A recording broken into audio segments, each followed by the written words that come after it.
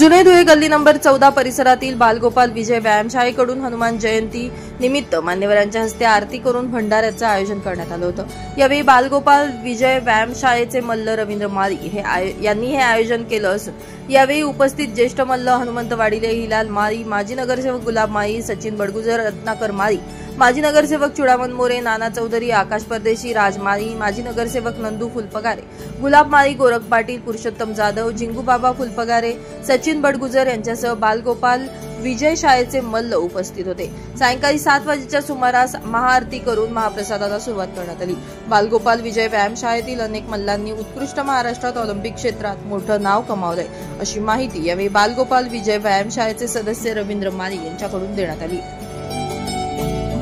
24 वर्षापासून बालगोपाल व्यायामशाळेचा महाप्रसाद हनुमान जन्मोत्सवानिमित्त करण्यात येत आहे। तरी या भंडाऱ्यासाठी पूर्ण जुना धुळ्यातून सर्व नागरिक या महाप्रसादाचा लाभ घेत असतात। या महाप्रसादामध्ये अण्णासाहेब हिलाल अण्णा माळी, अप्पासाहेब वाडिले, नंदू पैलवान यांच्या सर्वांचं मार्गदर्शन राहतं आणि गेल्या वर्ष तर या लोकांना 7-8 हजार लोकांचा हा महाप्रसादाचा कार्यक्रम असतो।